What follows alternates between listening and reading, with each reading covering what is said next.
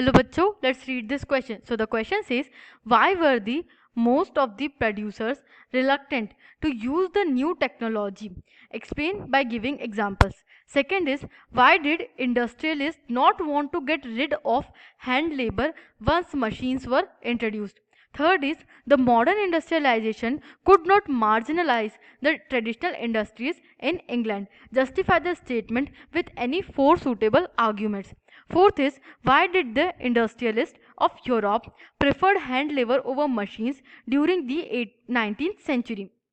And the fifth part is, why were the British industrialists not keen to introduce modern machinery in the 19th century? यहाँ पे हमसे पूछा गया है कि 19th सेंचुरी तक के क्यों जो मॉडर्न इंडस्ट्रीज थी या फिर इंडस्ट्रियलाइजेशन में हैंड लेबर को या ट्रेडिशनल इंडस्ट्रीज को प्रेफरेंस दी गई। ट्रेडिशनल इंडस्ट्रीज पूरी तरीके से क्यों ख़त्म नहीं हो गई जैसे ही इंडस्ट्रियलाइजेशन आया। अब क्या होता है, हम जब इंडस्ट्रियलाइजेशन की बात करते हैं तो हमें क्या लगता है कि everything is based on factories. सब कुछ जो हो रहा है वो फैक्ट्रीज में हो रहा है, सब कुछ बाय मशीन्स हो रहा है, बट ऐसा नहीं था। जो most of the industrial period था उसका जो अर्ली फेज था जो इंडस्ट्री का, वो ट्रेडिशनल तरीके से हो रहा था। वो हैंड लेबर का यूज़ करके प्रोडक्शन कर रहे थे लार्ज स्केल पे। अब जो इंडस्ट्रियलाइजेशन का हम फेज देखते हैं वो शिफ्ट देखते हैं from hand labour to machine, but this shift was not easy. यहाँ पे हमसे यही पूछा गया है कि ये शिफ्ट इतना इजीली क्यों नहीं हुआ, इस शिफ्ट में बहुत ज़्यादा टाइम क्यों लग गया। बाय 19th सेंचुरी तक के, जब 19th सेंचुरी आ गई, 19th सेंचुरी तक की ये शिफ्ट क्यों पॉसिबल नहीं हो पाया। Let's see the key concept. So the key concept is shift from labourers to factories. अब लेबरर जो हैंड लेबरर्स थे लार्ज स्केल पे, उनसे कैसे फैक्ट्रीज में कैसे मशीनरी पे शिफ्ट करते हैं इंडस्ट्रियलिस्ट, ये देखते हैं। First point is expensive new technology. New technologies and machines were expensive, so the producers and the industrialist were cautious about the using them. अब क्या होता है, न्यू मशीन्स और टेक्नोलॉजी इंट्रोड्यूस तो हो जाती है मार्केट में, बट वो अपने आप में बहुत ज़्यादा एक्सपेंसिव होती हैं, और एक्सपेंसिव चीज़ों के लिए जो इंडस्ट्रियलिस्ट होते हैं वो कॉशियस हो जाते हैं। उनको लगता है कि ये इतनी एक्सपेंसिव चीज़ें हैं, हमने ले भी ली और इतना अच्छा आउटपुट नहीं आया तो हमारा लॉस होगा। Second point is costlier repair. The machines often broke down and the repair was costly. अब मशीन्स हैं वो उनमें प्रॉब्लम्स आती रहती थी because labours were using them which were mostly unskilled, तो इस वजह से रिपेयर जो होता था वो बहुत ज़्यादा कॉस्टली होता था, which was again another expenditure for the industrialist. Third point is less effective. Newly invented machines were not as effective as claimed by their manufacturers.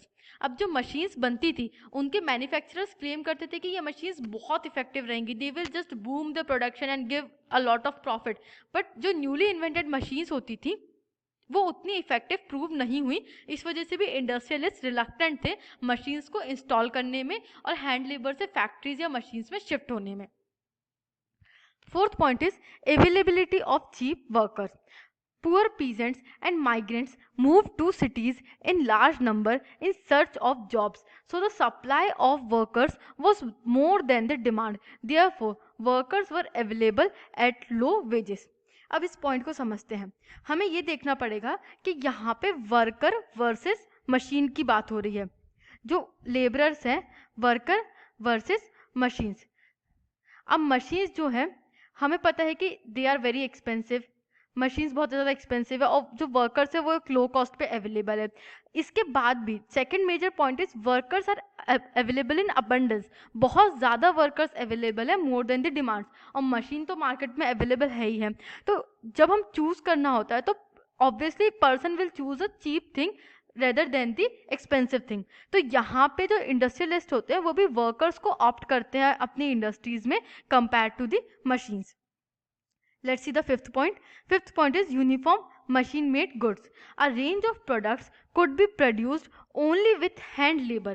Machines were oriented to producing uniform standardized goods for mass market, but the demand in the market was often for goods with intricate design and specific shops. अब क्या होता था कि जो demand थी market में वो integrate थी और स्पेसिफिक थी, मतलब सबको यूनिक चीज़ें चाहिए थी, और मशीन से यूनिक चीज़ें प्रोड्यूस नहीं हो सकती। मशीन से कैसी चीज़ें प्रोड्यूस हो सकती है, यूनिफॉर्म और स्टैंडर्डाइज चीज़ें प्रोड्यूस हो सकती है जो कि सबके लिए सेम रहेंगी। हम स्कूल यूनिफॉर्म्स एक्सेट्रा देखते हैं तो वो सबकी यूनिफॉर्म सेम होती है, एंड यहाँ पे जब मशीन से प्रोड्यूस होती है तो वो सारी चीज़ें सेम प्रोड्यूस होंगी। वहीं पे अगर हैंड लेबर से प्रोड्यूस कर रहे हैं तो एक रेंज ऑफ प्रोडक्ट्स प्रोड्यूस होंगे, हर एक प्रोडक्ट थोड़ा सा डिफरेंट होगा दूसरे प्रोडक्ट से, और इसी तरीके के प्रोडक्ट की डिमांड थी। इसलिए भी जो इंडस्ट्रियलिस्ट थे वो रिलक्टेंट थे मशीन्स को एम्प्लॉय करने में और लेबरर्स को हटाने में।